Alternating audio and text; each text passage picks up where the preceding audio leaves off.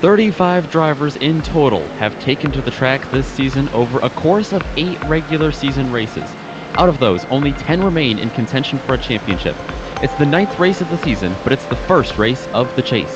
Joseph Mealy leads the way with 3 wins this season, and only 3 other drivers have parked their NASCAR truck in victory lane. Who will be next? Will we see the top performers from the regular season, one of the 6 drivers in the chase looking for their first win, or could we even see an outsider come in and steal the show? We're about to find out as the Sim Racers for Mental Health Truck Series presented by Shine MSD brings the action to the last great Coliseum, Bristol Motor Speedway. Best of all, you'll see it all live here on the Global SimRacing Channel. Hello and welcome to Northeastern Tennessee, where up in the booth you'll find yours truly, Nick Schmeg, as I'm being joined alongside by Chris Foby. Joe Peak is situated in our director's chair, and as always, he'll be using cameras provided by Dougie Beard. Chris, this 14-race schedule was set completely by randomization, and when it came out, I think a lot of drivers' eyes got really wide when they saw that Bristol would be kicking off the chase. Tell us why that is. Well, first off, this track is not user-friendly, so to speak. You're going to have cars beating and banging all over each other. There is the progressive banking around here, which allows for what should be side-by-side racing, but they round down the upper groove, so the top way around the track is actually the preferred method. So what you're going to see is a lot of drivers getting pushed out of the way to take over that top groove. This track also is very physical. You're constantly in the corner, and it's a very banked corner, so you got to put a lot of elbow into it to keep it going. It's a concrete surface, so it's going to be tricky as far as tire wear goes. And of course, multiple grooves and tight racing make it a not fun challenge for some of these guys. So we're going to see a lot of headaches, a lot of hair pulling, and hopefully a lot of great racing. And now with that, we're going to throw things down to our virtual lap guide of the Bristol Motor Speedway.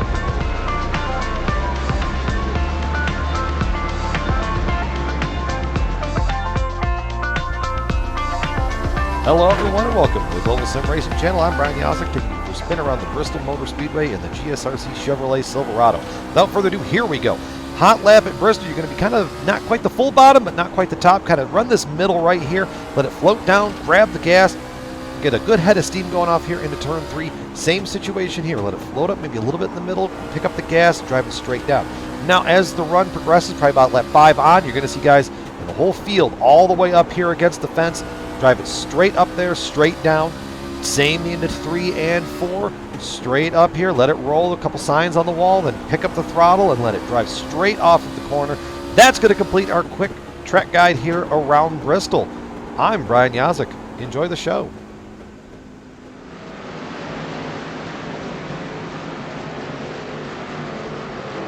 There you see a couple of laps here in the NASCAR Gander Outdoors trucks around the high concrete walls that are known as banked hilly turns here at Bristol Motor Speedway. We have, looks like 15 trucks here ready to party, and maybe a couple of more as we still have some time in practice to kick off the chase. But before we get to the action, Chris, why don't you tell us, the viewers, about the race details? Well, Nick, this one's going to be 125 laps around Bristol Motor Speedway. They're going to be at 50% fuel, so we're going to see a couple pit stops going on. This is also, as we mentioned, the first race of the chase. No fast repairs allowed, so that's going to be a very big task on this difficult track. And as we mentioned, there'll be the Silverados and the Tundras racing this evening of the NASCAR trucks. Absolutely, that no spare car, or the no spare truck, I should say, that is definitely going to be like you said, a tall task, a tall order for a lot of these drivers to keep that truck intact for 125 laps around Bristol. Like you did mention as well, this is the first race of the chase, so with that, the points are going to be looking very interesting as we head into tonight. Let's take a look at that. As you can see, tied at 2,000 points, that's where they reset them. First place, we've got 10 drivers all tied there for first. Reset points. No eliminations, no chase bracket, no playoff bracket in this chase format. It is just 6 races straight up with reset points, just like they did it back about a dozen years or so ago in NASCAR. So there you see your 10 drivers all the way from Connor Boris down to William Pruska. Some guys like Jack Wells, Cody Tripp, they're still going to be fighting for positions outside of the playoffs as well, so definitely some spots up for grabs there as well. But yeah, that's basically what you all need to know in regards to the points. Very simple, very simplistic going in here, everyone starting off with a clean slate. You know, Nick, one thing also with that is there's some very quick drivers that joined us a little bit later in the season that aren't in the playoff mix and could definitely play the role of spoiler as we get a little bit deeper into these playoffs for this division. Yeah, absolutely. Lots of big names. Like you said, Tyler Fody, I'm seeing third place right now in practice. He is not in contention for the championship, but we've definitely seen him up and near the top 5. He has yet to score a top 5 yet this year, but we've definitely seen him in contention. He's just one of the drivers you might want to keep an eye on. Even in the real NASCAR world, a lot of times non-chasers, non-playoff drivers end up getting a win in the postseason. So definitely very interesting when that happens, and I wouldn't be too shocked if we saw something like that tonight. Yeah, you mentioned Tyler Fody. He had a tremendous race a week ago at ISM Raceway. Unfortunately, the finish did not indicate how well his race had gone up to that point. Unfortunately, played a little bit of strategy there on the green-white checker finish and didn't quite work out the way he wanted, but showed in that race that he definitely is somebody that we're going to be looking out for in this event. Yeah, that was very neat here on the Global SimRacing Channel. We got to see the first ever, at least for our channel, the first ever green-white checkered finish. Knowing Bristol and all of its quirks and antics, I wouldn't be surprised if we saw that again. But yeah, the Sim Racers for Mental Health Truck Series is utilizing that new feature that just came out here on the iRacing build, that green-white checkered. You get 2 laps. You take the green, you take the white, you take the checkered. And I believe they have 2 attempts at that in this series. So very neat. Definitely, when this race heats up towards the end, something to keep an eye out for.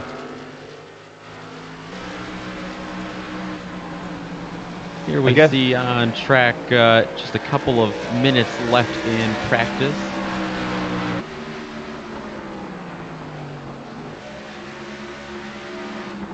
It looks like we still have 15 trucks that have taken a time. Looks like Brandon Anderson top of the charts of 15.117. So a pretty solid lap here around Bristol.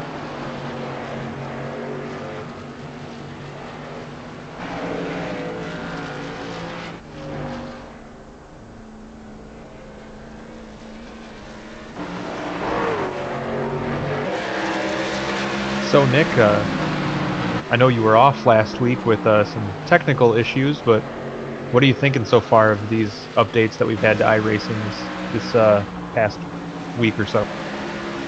Well, as always, I mean, they did not disappoint. A lot of the new graphics are looking fantastic. We have the motion blur. We have some extra features. I like to see those extra sparks flying up. Very cool. The green-white checkered as well last week. I mean, that did not disappoint. And get some new great content as well for the drivers on the sim. So lots of great advances in the sim racing world, as we see often 4 times a year now on iRacing. Very cool. But yeah, I was taking a look here. I mean, we're at Bristol tonight. I was taking a look at the rest of the schedule because I was wondering, do you want to be super aggressive here tonight, knowing that you're on a clean slate? It's Bristol. Do you want to dig yourself a hole early, or do you want to risk digging yourself a hole early in the chase? Well, the next 5 races are Talladega, Richmond, Watkins Glen, Iowa, and then a double points race at Michigan. So those are 5 very different tracks that you really don't want to mess with. So I think we're definitely going to see a lot of aggressive racing here tonight. Oh, definitely. And, Michigan would normally probably be the tamest track for these guys to race on, but then they add double points onto it, and that completely throws that out of the window. Yeah, exactly. It's definitely going to be... You want to get yourself in as good of a position as possible over these next 5 races to set yourself up for that finale. It's going to be one heck of a show there for sure. Practice has just ended here at Bristol Motor Speedway. We're here under the lights as well, as I'm sure you can already tell. But the 5-minute qualifying session has begun. Single truck qualifying about to begin. There you see the 93 machine go out on track of Joseph Mealy. Definitely one of the fan favorites. Definitely one of the favorites in the garage as well. They know he's fast. Definitely. Joseph had a tremendous season in the regular season for this division, and probably has to be about the odds-on favorite now that we're at playoff time.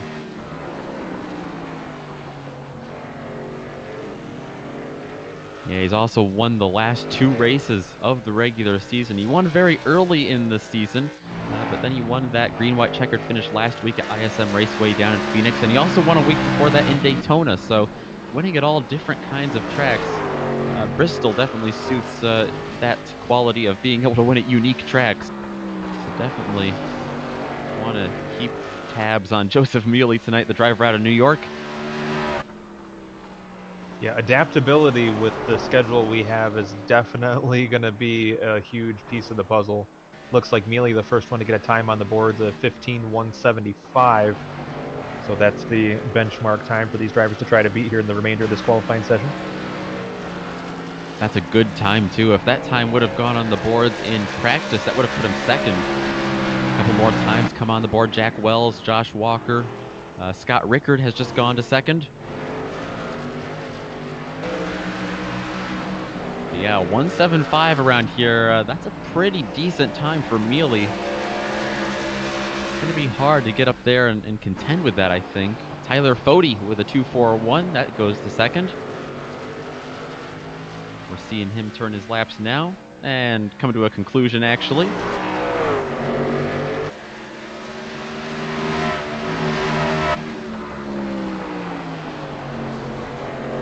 Seeing a lot of drivers run kind of a middle to high line here. You never know what to expect here on iRacing, I feel like, because there's no traction compound on that bottom lane.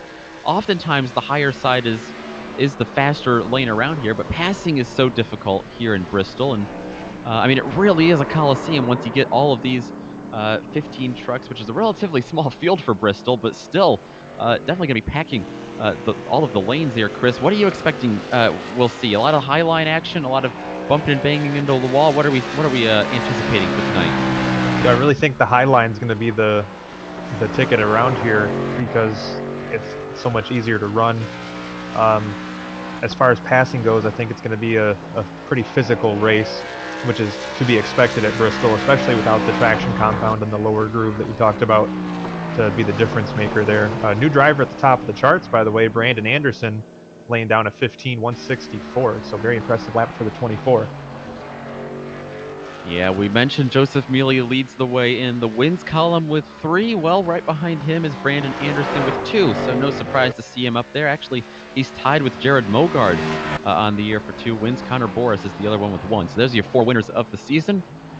But yeah, it's going to be 5 wins in total make it up the front row as it stands now, with Anderson in the 24, about 1/100th faster than Joseph Mealy in the 93.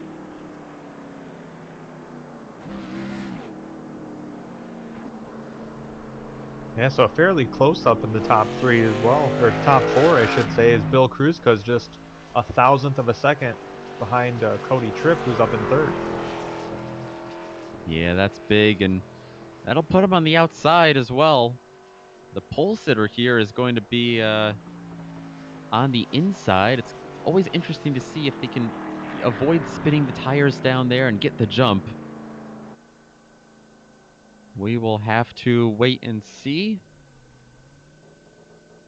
Still 4 drivers. Danny Banfield, Adam Courtney, Cole Bushman, and Todd Slauson have not put up times. It doesn't look like they are interested in putting up times. They would like to start towards the rear of this thing.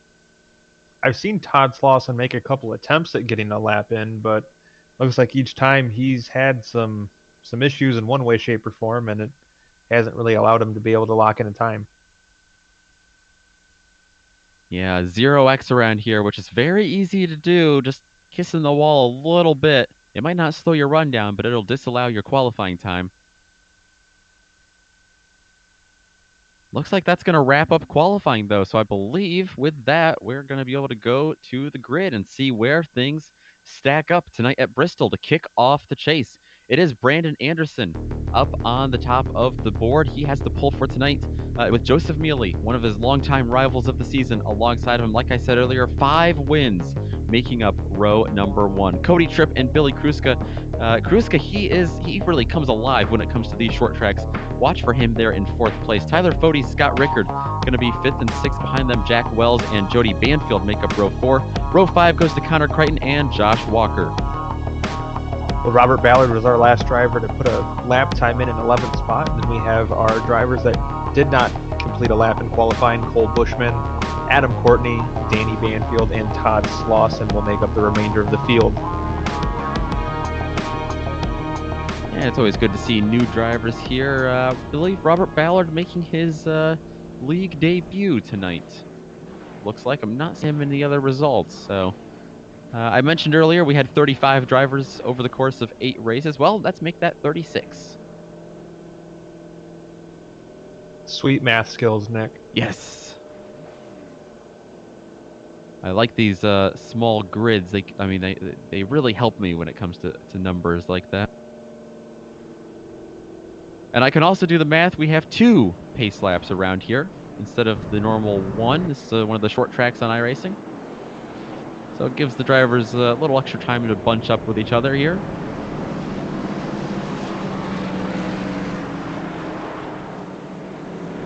You know, this track is such a visually, it's so intense to be driving at. I mean, when you look around and you're just surrounded by people, you got to feel like you're in the Roman Colosseum getting ready to be fed to the lions. That is definitely what it feels like for a lot of these drivers. It's a very intimidating feel, these pace laps around here. You can anticipate and you can plan that lap 1 and what you're going to do as soon as the green flag drops as much as possible. But until it does, you honestly have no clue what is about to unfold in the next 125 laps. Exactly. I'm sure they all have a great plan of how they want this race to go, and I'm sure for probably 14 of these drivers, it's not going to go anything close to how they want. Very well put. Everyone here looking for a win, whether they're in the chase or not. 10 of them are, and those 10 drivers are also looking to kick off a 6-race streak of dominance. They want a championship in the Sim Racers for Mental Health Truck Series, presented by Shine MSD. The pace car pulling off. These drivers, like you said, about to get fed to the lions. Green flag dropping here in the air. We're underway under the lights. The sparks are about to fly as they head down into turn number 1. Anderson not quite able to clear Mealy yet. Now he's going to be able to pull up alongside of him, it looks like. The 93 still sticking his nose out there as Billy Kruska pretty dominantly went from 4th to 3rd on the start. Well, Brandon Anderson surprisingly running in the bottom half of the turn, which I definitely did not expect strategy-wise, but so far everyone's settled in for a pretty quiet run. Bill Kruzko looks like the one that wants to run at the top of the track right now. He was right up against the safer barrier in 3 and 4. Yeah, he gained in on Joseph Mealy quite a bit that last lap as well.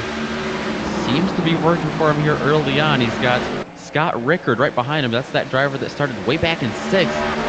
You can definitely see how the outside lane prevailed on the start. The driver that started in 3rd, Cody Tripp, he's back to 6th. 5th place Tyler Fody remains back there in 5th. You know, that top groove is awfully fast, but man, you got to be precise when you're up there. You make one small mistake, one lapse of judgment, and you're in the fence. And I know I personally don't have the skills to pull it off, but very impressed so far with these drivers able to click off those laps up top really quick. Yeah, these are pretty big beasts that they're playing with tonight. Brandon Anderson has pretty well gapped the field already, which is a bit surprising to see. 0.6 of a second there over Joseph Mealy. You see on the left side of your screen with the gaps. Mealy, he has got a battle of his own, though. He's got Bill Kruska, who is right up next to the wall behind him, trying to gain in on him for 2nd place. And how about Brandon Anderson running pretty much a totally different groove than anybody else up towards the front? He's pulling it right down to the bottom, and of course, as soon as I say that, he runs the top groove in 1 and 2. Yeah, now we're not seeing Mealy under fire. We're seeing Kruska under fire. Scott Rickard has come up to the back of that 88 truck for 3rd place. Rickard looking on the bottom, trying to make something work here. He gained in a little bit, and as soon as he went for the attack, it just kind of bit back on him. Oh, Kruska really loose there out of turn number 2.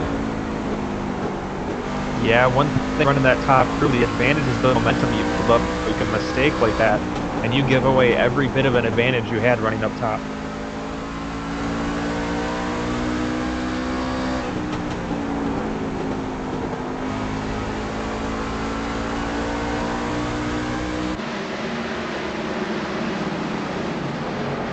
Let's jump back to 6th place right now. Cody Tripp is under pretty significant fire from Jody Banfield. Yeah, I was literally just about to bring up that battle as well, Nick. This is heating up pretty. Yeah, this is one that I've been keeping an eye on as I've been watching the leaders with my other eye. The 39 of Banfield, he's taking that middle groove and makes periodic lunges towards that number 21 machine in front of him. Just can't quite pull up alongside of him. Yeah, passing is at a premium early on, but you got to believe these drivers probably don't want to start beating on each other this early into a race that with quite a bit of laps left. Another one I've been keeping an eye on is the battle for ninth. Similar situation, Jack Wells actually about to be overtaken, it looks like, by the number 19 of Connor Crichton. They're side by side headed down into turn number 3. Looks like Crichton's going to make that move. But he was all kinds of loose off of 4. That allows Jack Wells to pull right up back to his bumper, but as I say that, Crichton gets it gathered back up and begins to build a little bit of a gap, but Wells now on the inside, going to try to take a look, but that outside momentum is tough to beat. Oh, and Tyler Fody just had a big slide there through turns number 1 and 2. He was going for a pass around, that was Scott Rickard up there in the 25. Able to save it, but he lost 3 positions, it looks like. But look at this. Yeah, Fody doesn't look like he's having very much fun out there right now. The handle seems to be not exactly where he wants it to be, and with that, and the field as tight as it is, that makes for a long night. Taking a look here at a 3-truck battle for 6th place. 5th place, rather. Cody Tripp leads the way with Jody Banfield and Josh Walker right behind him. You know, Chris, you don't think, at least I don't think of Bristol as much of a momentum track as we see the 4-truck make a little jab down at the bottom racetrack and try to slide up with Jody Banfield right there. That was a little close. What I was saying is you don't think of Bristol much as a momentum track, but that's really what we're seeing play the big factor tonight is momentum, keeping your momentum and not only out of the straightaway, but also into the next one. Yeah, well, as mentioned, these trucks are big, heavy beasts, and you got to get them wound up around this track. Ooh, as Cody Tripp scrapes the wall there. You know, you got to keep the momentum up. You got to keep these revs high, and you got to stay on it. If you lose that momentum, you're in trouble. I mean, Tyler Fody had one moment there and gave up a ton of spots. Cody Tripp in the 21, getting worked over by the 39 and Jody Banfield, just kissed the wall there, and he's still trying to recover from that. Yeah, Banfield, that's twice now that he's taken a bit of a peek down to the bottom side of the track to get around Cody Tripp, but we have seen passing be so tough in these first 24 laps. In fact, I don't know if we've seen many passes at all as he gets really loose down there on the bottom. I don't know if we've seen many passes at all on the bottom side. Yeah, to be honest, I didn't anticipate a ton of passing. I mean, with that top groove being preferred, you know, like you mentioned, you don't expect this to be as technically a challenging track as it is just based on reputation.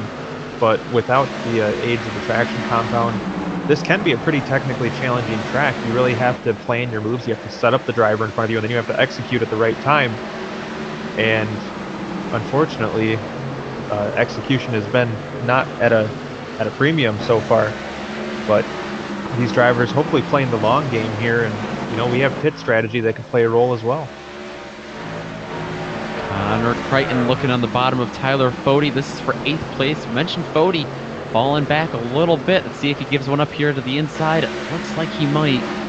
We saw Crichton a moment ago get around, I believe it was Jack Wells further back.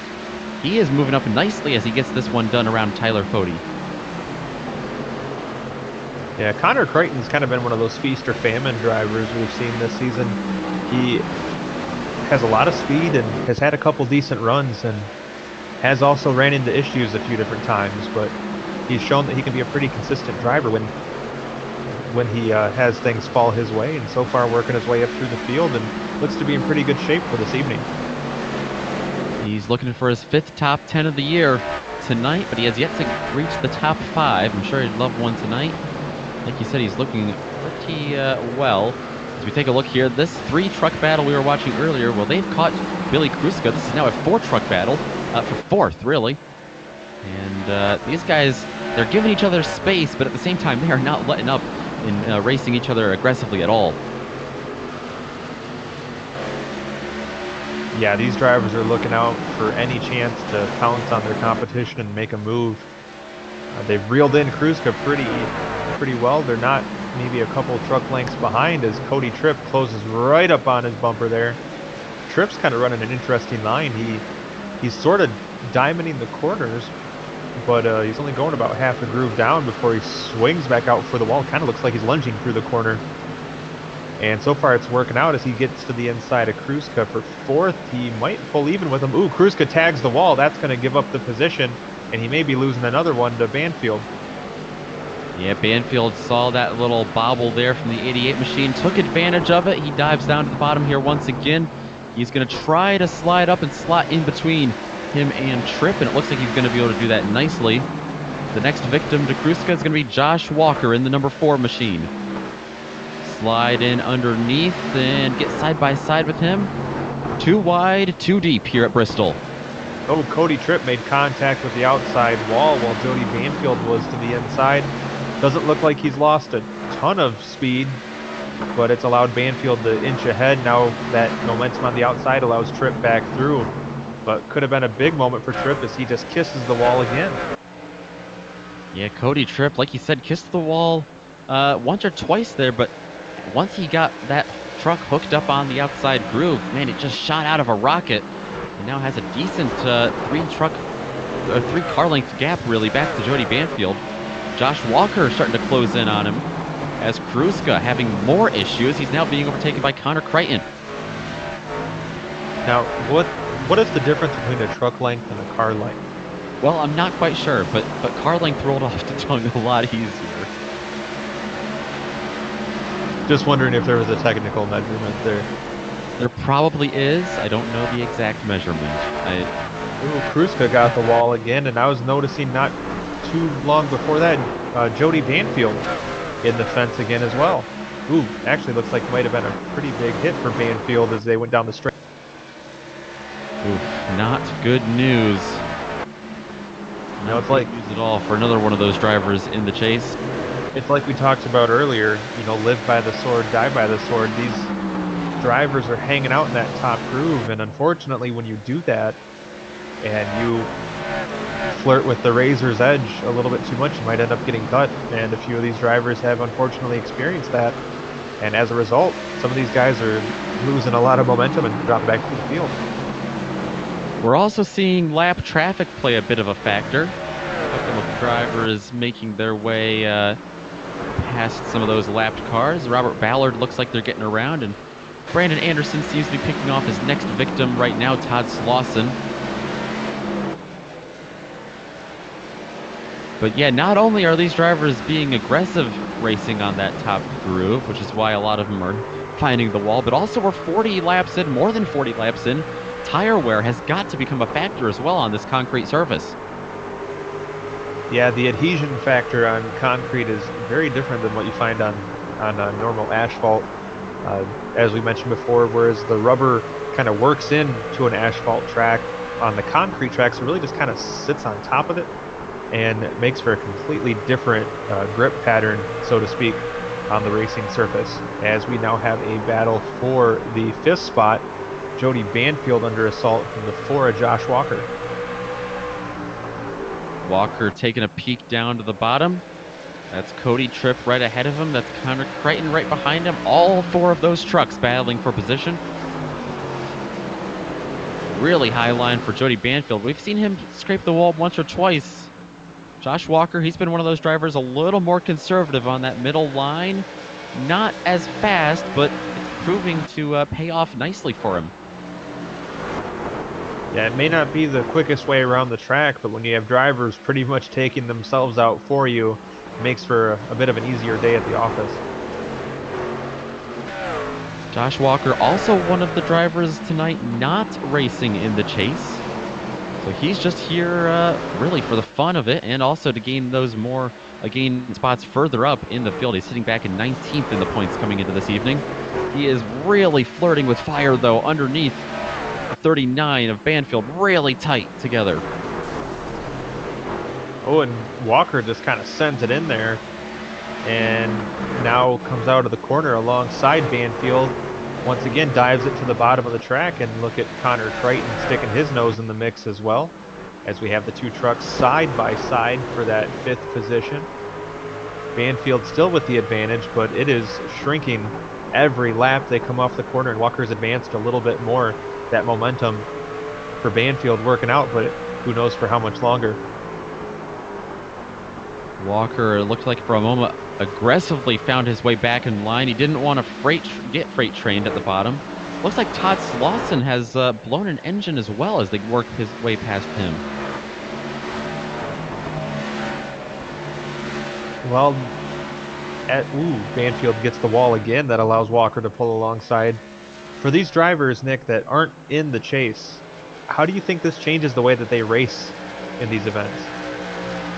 Well, I mean, I think for some of these drivers not in the chase, they want to stay out of the action. Maybe they don't want to, they don't want to get in the way of the championship contenders. For other guys, and apparently for Josh Walker, it really takes a lot of pressure off of them, we're seeing. And if they have a lot less to race for, why not race as hard as you can? We're seeing some great driving out of Josh Walker tonight, and he looks for a top 5 this year. Yeah, I mean, you got to believe if the championship's not on the line, you might as well just bring back the steering wheel and hope for the best. This is Josh Walker's 4th start of the year. He has 2 top 10s, 1 top 5. He's definitely proven to be, like we said at the beginning of the broadcast, one of those drivers that came in late and is not in the chase just because they did come in a little bit late, but at the same time has proven to be very, very fast and very talented behind the wheels of one of these trucks. We haven't paid much attention to Brandon Anderson, at least since qualifying in this pole position lap. Let's take a look at him. He is just cruising out there, which is pretty hard to do to go on a Sunday drive at Bristol. Well, Anderson has shown a lot of speed at a lot of the weirder tracks, for lack of a better term, this season. And Bristol, a little bit different than some of the other facilities we see. So Anderson up front doing his own thing, and like you said, pretty much out for a Sunday cruise.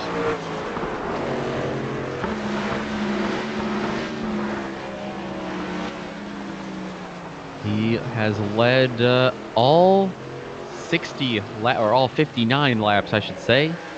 Soon to be 60 laps, as we are almost halfway through here at Bristol Motor Speedway. No cautions yet. The drivers, we've seen that quite a bit in this series. The drivers are aggressive, but really respectful and really clean to each other. Very awesome to see. Yeah, this has honestly been a pleasure to call races for such a great group of guys that are all race really hard and don't seem to get in each other's way too often. Of course, at the end of last week's event, we did have some hurt feelings, but looks like everyone's lived to race another day, and here we are.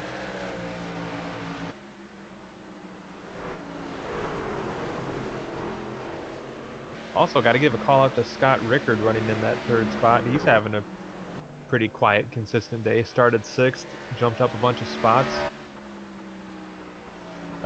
right on the start, and has kind of dug a groove in for himself there in the 3rd spot, and he's hanging out and hoping to see things pick up a little bit for him here in the last half of the race.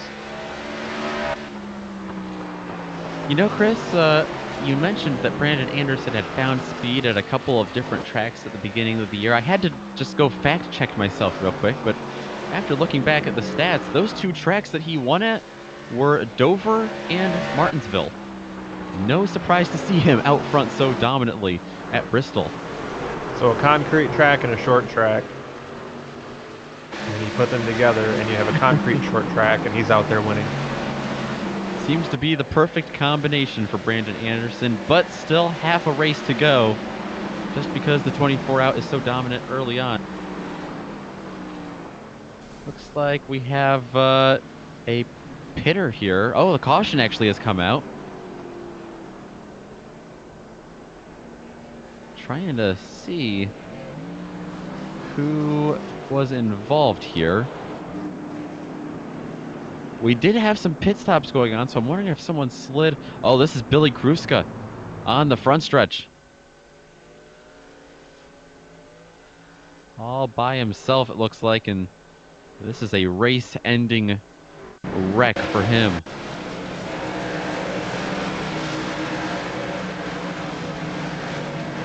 So not what I suspected, not someone trying to get onto pit road, but still a bad wreck and a bad break for him nonetheless.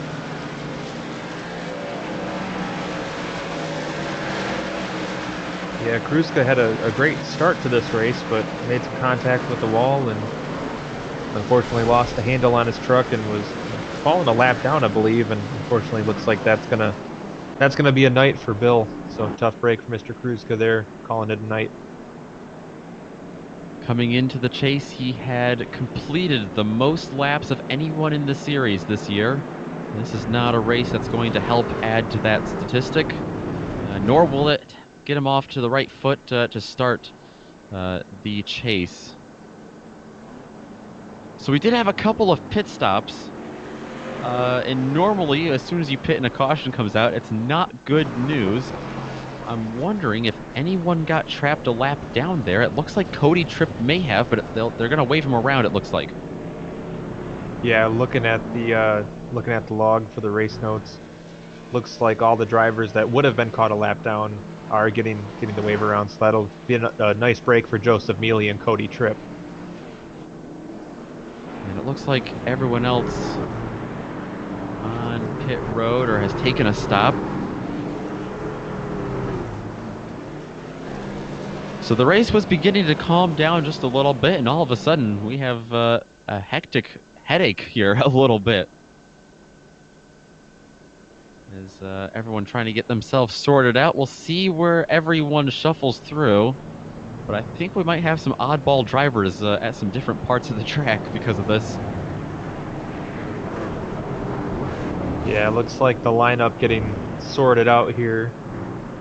As you mentioned, we had a caution come out. Well, cars had already started pitting, and it's going to make for possibly a pretty weird lineup once we get everything together.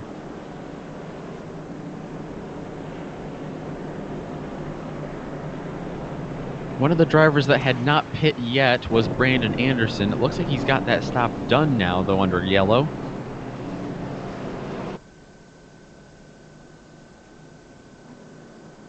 He's struggling with some connection issues as well, so that's not good news for fans of the 24 team. Looks like Joseph Mealy, another one of those drivers that might get waved around. I think he was actually considered the lucky dog. I knew he pitted, and now we're seeing Brandon Anderson at the front of the field. Scott Rickard to his outside.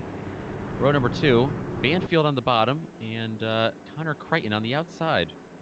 So not too awfully shuffled from what I had anticipated there.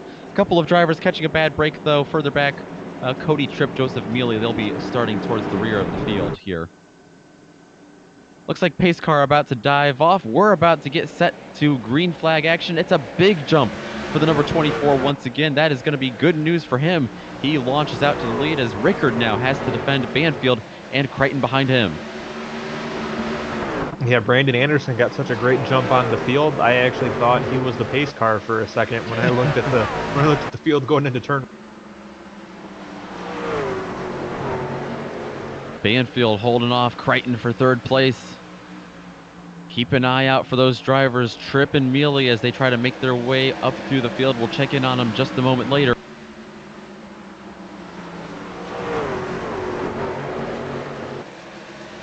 You see drivers like Josh Walker trying to take lunges at Tyler Fode. This caution flag really benefited Tyler Fode. We saw him drop through on that first stint down through the field, and he's back up inside the top 5. And Tyler Fode was not having fun that first stint, and maybe that caution is going to be the thing that makes the difference for him and gets him back in the game as he now works on Connor Crichton for the 4th spot. Ooh, Crichton into the wall. trouble for Connor Crichton. We stay green for now. I think he's going to get that truck rolling once again. He's on the apron. He's out of harm's way. That's a bad break for Connor Crichton, one of the chasers. Right on board with him here.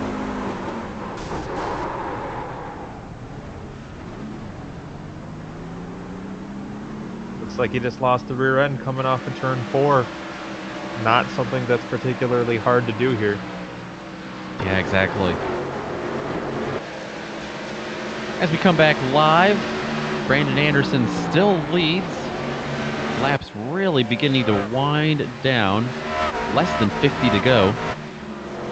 Scott Rickard in second, not letting him get away just yet, but he's got Jody Banfield a decent gap behind him. Tyler Fode, Josh Walker round out your top 5 currently.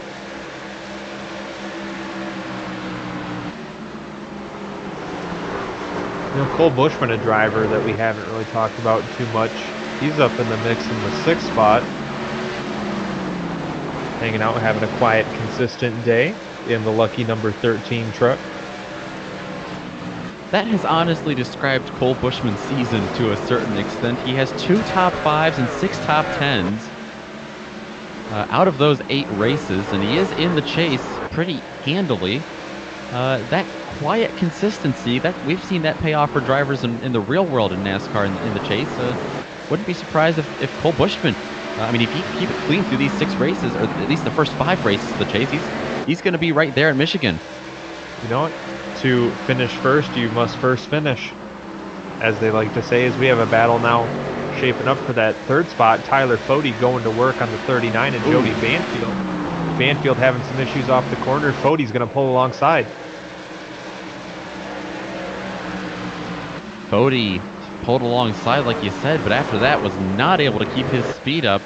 Josh Walker now going to try to take advantage of that little move there onto the bottom. All 3 of these trucks having to slide back up to the top groove though to keep up pace. Yeah, just passing so hard on this configuration of Bristol.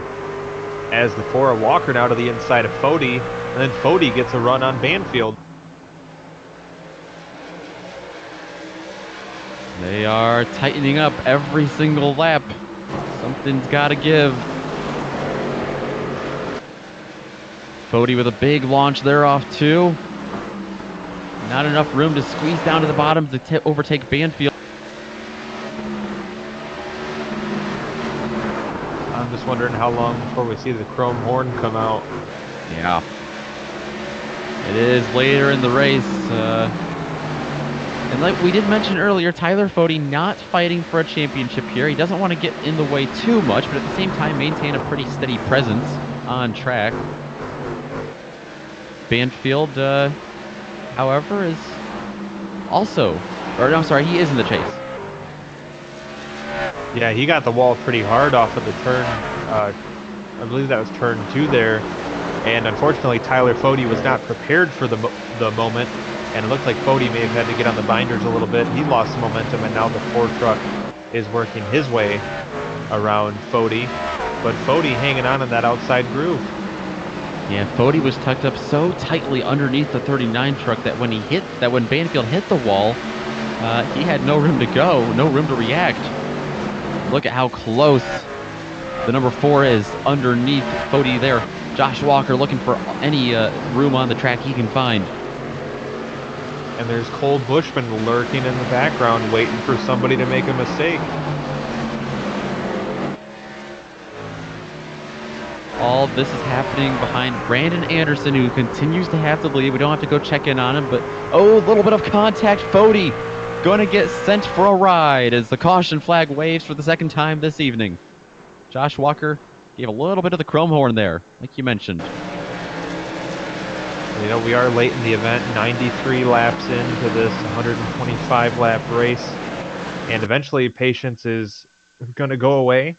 And not to mention, getting this late in the event, these drivers have been staring at those trucks ahead of them for a while, and it's easy to make a mistake this late in a run.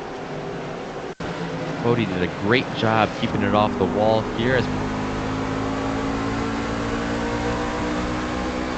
Right on board with Josh Walker.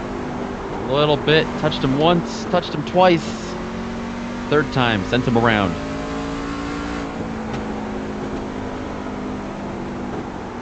Yeah, Tyler Fode's tailgate says what comes around goes around, and I guess what goes around in this race is Tyler Fode. Very fitting little paint scheme there from the number 7. I wonder if that's an addition to the back bumper after his little scrape with the 00, who's not here for this event last. Very well might. We come back live. Drivers make their way off pit road. It is Brandon Anderson, it looks like, winning that race. A couple of drivers, taking a look. Actually, no, a couple of drivers that did stay out are back in the pits, like Adam Courtney. So it looks like everyone came in there for 4 tires. Don't think fuel was needed. They had made it past lap 70 pretty easily, even with the 50% fuel tank. Not using too much at Bristol here. So I don't see any big shakeup towards the front of the field. It looks like Anderson, Rickard, Banfield. Cole Bushman actually has jumped to 4th place. Josh Walker and then Danny Banfield back there. Joseph Mealy has found his way up to 7th. Well, you got to wonder if, you know, a couple of those drivers involved in and around that caution maybe had to get some slight repairs done, may have slowed them down on pit road a little bit. And it's going to allow a little bit of a shake-up, and we'll see how things shake out here for the remaining, 28 laps. Just about. It's going to feel like an eternity, though, for these drivers, especially, I think, for Brandon Anderson. You know, right now, you're in 2nd place, okay? You're Scott Rickard. You know that Brandon Anderson has the truck to beat. Untouchable all night long, really. I mean, you're in the chase if you're Scott Rickard as well. He is one of the 10 chasers. What can you do on this restart here on the outside to try to overtake that number 24 machine? Hook it left, put him in the wall. Well, hopefully that is not what we see, but it would make for some interesting content, that's for sure. I mean, it does get you past Anderson. You know, to be honest, I don't know if that would have been an option on the last restart. Anderson got such a good jump, I think by the time you hooked it left, you would have been into the inside wall yourself. That's true. Brandon Anderson's been a master on these restarts. So I guess if you're going to do it, maybe do it right now. 28 laps to go here at Bristol Motor Speedway. The first race of the chase. Let's see what kind of start it is for Anderson. It is a fantastic one. No left hook and pass for Scott Rickard. Instead, he's going to be defending Jody Banfield behind him and actually to his inside. They're 3 wide behind him further back. Well, Anderson must have been listening to my commentary there because he went and ran away and hid. But as you mentioned, it's shaping up to be a bit of a hornet's nest a little bit further back in the field.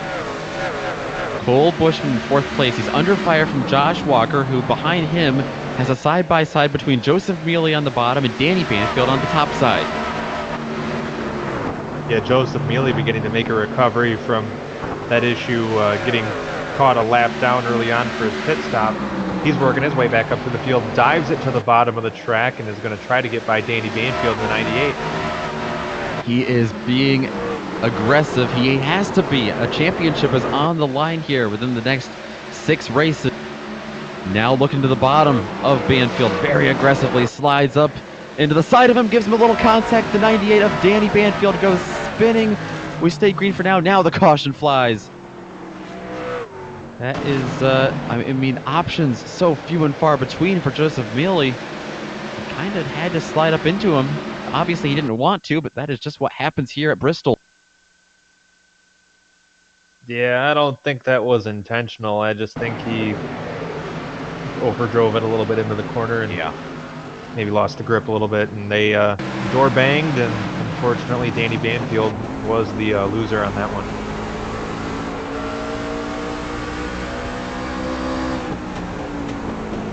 Well, this is going to rack him up once again.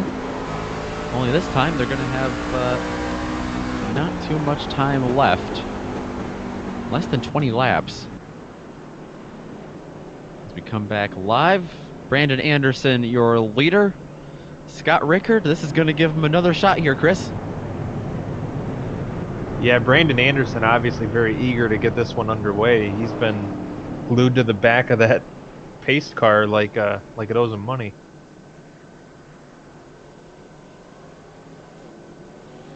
Yeah, I think even the pace car getting a little intimidated there. Robert Ballard, your lucky dog on this caution. He will get one of his 2 laps back.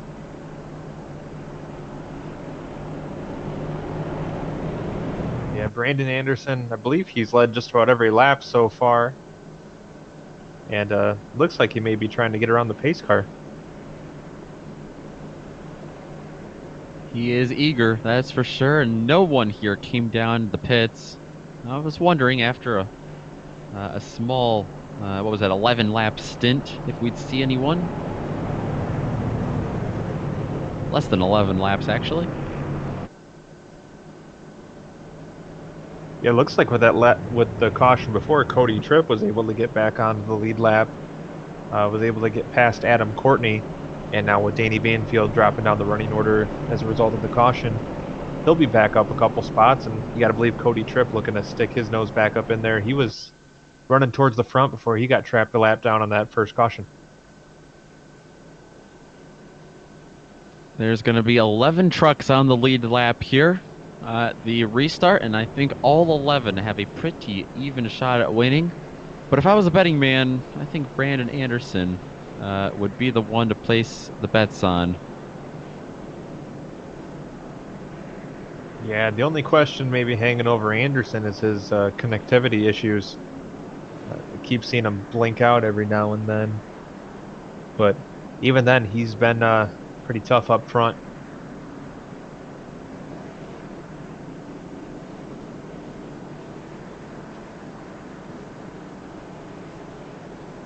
So if somebody were to upset Anderson here in the latter part of this race, Nick, who's your dark horse?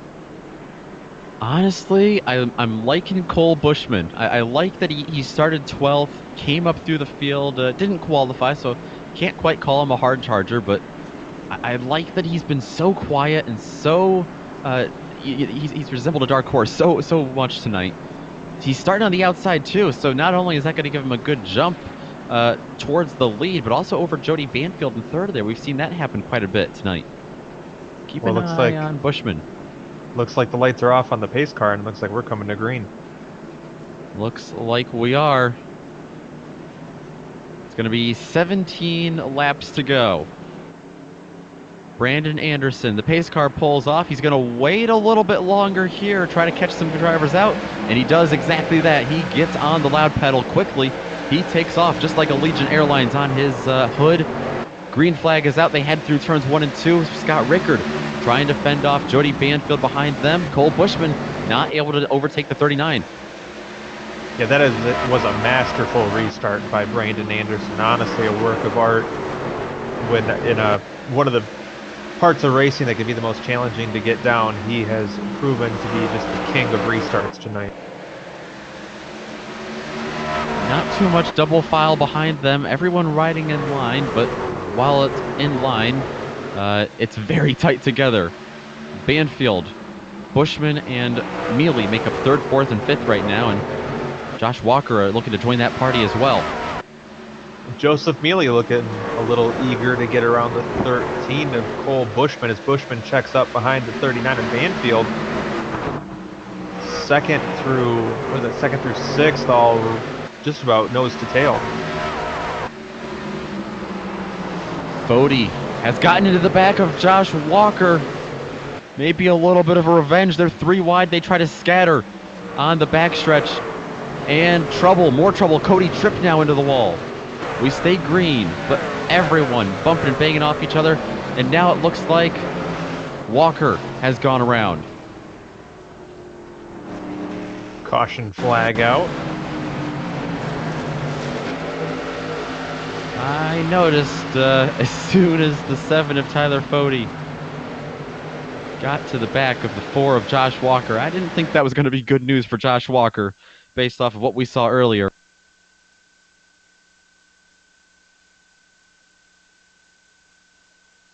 I mean, that's as close to wrecking somebody as you can get with still looking innocent. Do you think he was thinking what goes around comes around? I mean, he did take the time to have it plastered on the back of his truck, so possibly. Well, unfortunately, some guys like Cody Tripp kind of stuck in the middle of that. We saw him there get real sideways into the wall. And another driver that this hurts is Brandon Anderson. He's got to do this thing all over again.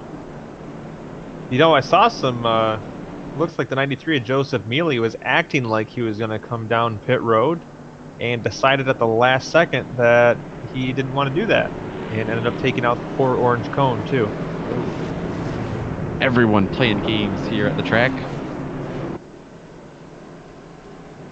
This is going to be pretty close to putting Robert Ballard back on the lead lap also. Yeah, he's going to get another lucky dog here. Ballard, like I said earlier in the show, making his debut tonight. Maybe not the way he would like to get screen time, but at least he's not sending it into the wall. I'd say that's a pretty good race at Bristol. I mean, really, the way these last probably 10-15 laps have gone, that's about all you can ask for.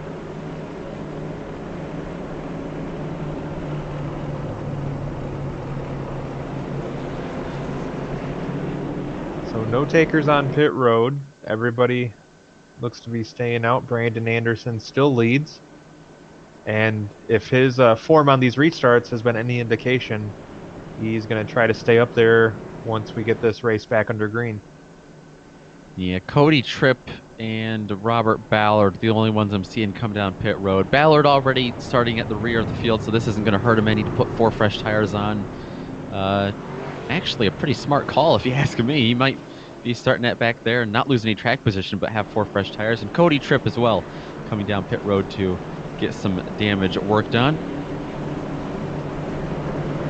You know, one thing that's cool about these green-white checker finishes that they've added in is at least you can say for sure the race is going to be going back green. You know, we had all these will they, won't they moments, you know, over the previous seasons, and it's nice to know that we're going to get a finish, or at least get a chance at a finish. Yeah, and I believe they have 2 attempts here in the SR4MH series. I think we might be using both of those attempts tonight. First, we'll try to get this thing finished with 6 laps to go. That's what they'll have when they come to the green flag. Brandon Anderson and Scott Rickard. How many times have we said those 2 names next to each other tonight? They are on your front row. The 24 and the 25.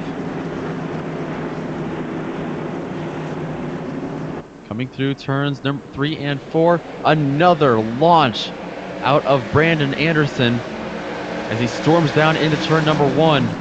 Scott Rickard trying to hold off the 2 trucks behind him side by side.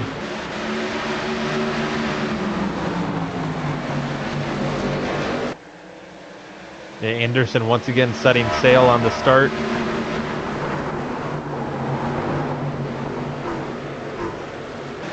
And now Scott Rickard under assault from the 13 to Cole Bushman. Bushman loses a little bit of ground coming off of turn 4. But nonetheless, Bushman up there in P3 now. How about Joseph Mealy squeaking his way through up to P4? A lot of damage on his truck. He fights his way up there. Doesn't have to be pretty if it's fast.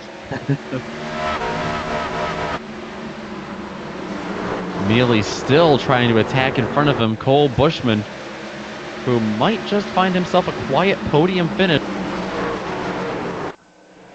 Yeah, but he's got a very determined Joseph Mealy behind him, and I don't think Mealy was very happy with the way that caution went that caused him so much trouble. And you know, sometimes an angry driver is a fast driver. Just a couple more laps for Brandon Anderson. Actually, the caution coming out. Green-white checkered is what we're going to see. This is Robert Ballard and Danny Banfield getting into it.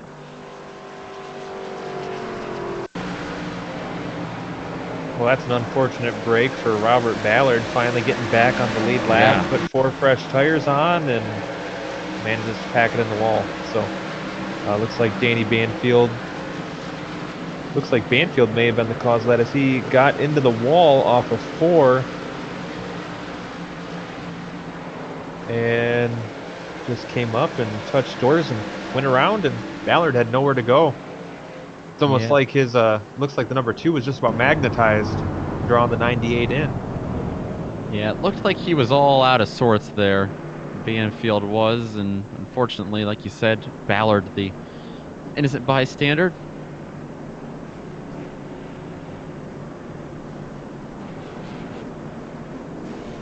Now, this is interesting. I'm seeing Scott Rickard pull up into the pits with Jody Banfield.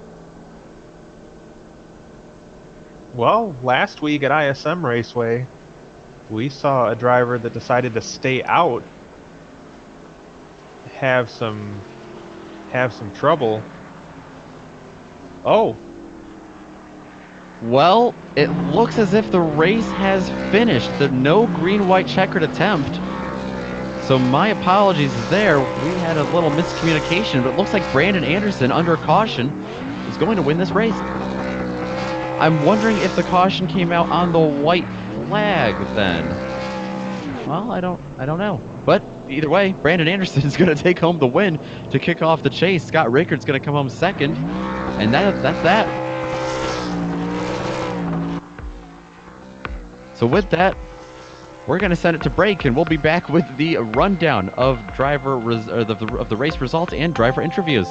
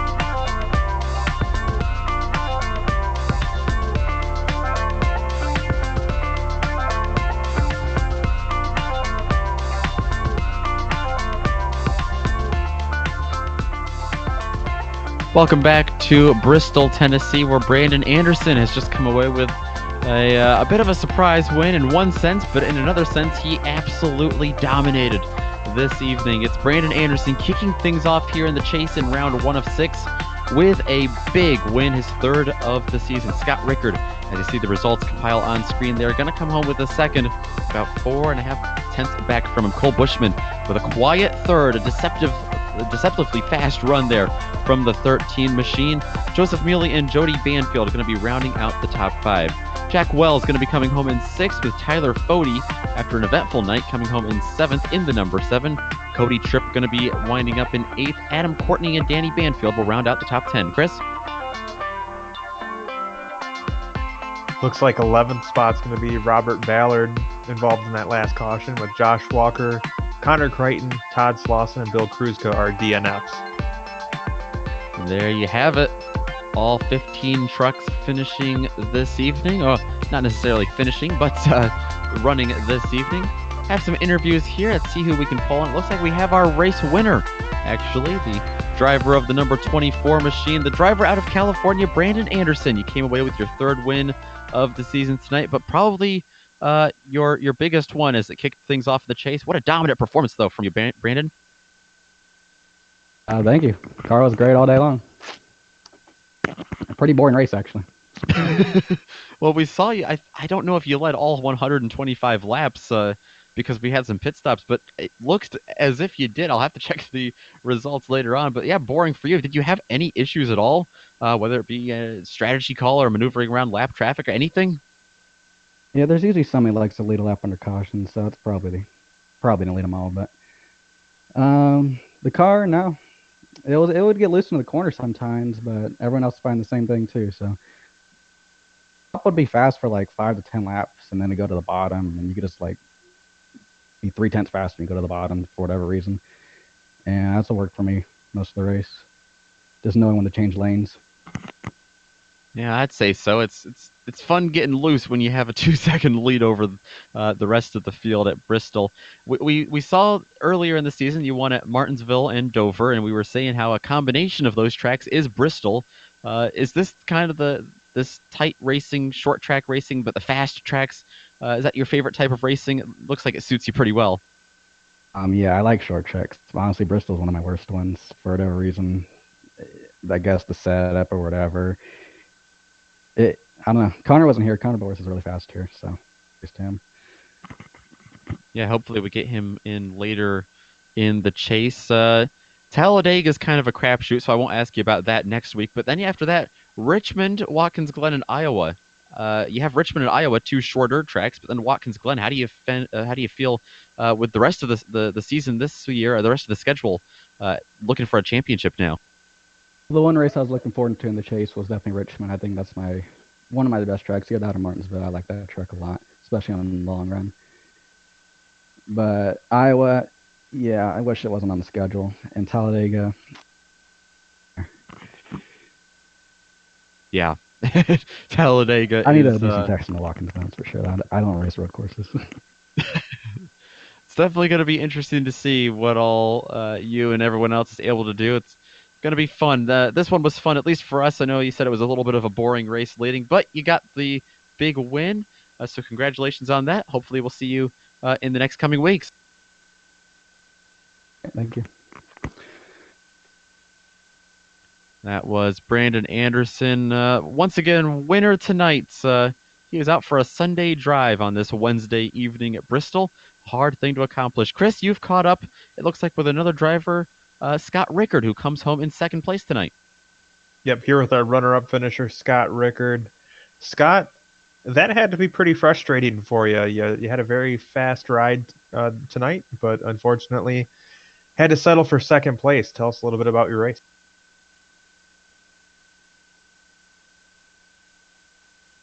Or not? You there, Scott? Might be having some technical difficulties here with Scott. Trying to get a hold of him. You got us, Scott? Not looking good. Well, I think, unfortunately, we're not going to be able to talk to Scott Rickard this evening. But despite that, we want to give a special thank you to everyone who came out tonight for the 9th round of the Sim Racers for Mental Health Truck Series presented by Shine MSD, especially everyone who helps in the organization and behind-the-scenes logistics over at SR4MH. And additional thanks to all the amazing companies that provide the software and hardware that we use to create a GSRC production for you. We also, of course, want to thank the very talented June DeLond who provides our music. See the screen for more on how to get a hold of more of their great work. Thanks to the team tonight, Chris, Joe, and Dougie. Make sure you check out the GSRC on social media as well. You can do that at our website on globalsimracingchannel.com, on Twitter at GSR Channel, on Facebook at Global Sim Racing Channel, on Instagram at GSRC_Graham, and of course on our YouTube channel right here, right now. Go ahead, scroll down just a touch and hit that big red subscribe button so you don't miss a second of racing. That's going to do it for the racing here tonight in the Sim Racers for Mental Health Truck Series. But these guys are going to be back on track the next few weeks at Talladega, Richmond, and Watkins Glen. They're going to be back on air in 4 weeks' time. for the penultimate round of the season. That's going to be up at Iowa Speedway, and it's going to be Wednesday, July 10th at 10:30 Eastern. Make sure to mark that down on your calendar and come join us for some playoff scenario drama and for some more great racing as well. Finally, with all that said, thank you so much for joining us on the broadcast tonight. And until next time, race clean, race hard, and we'll see you on the track.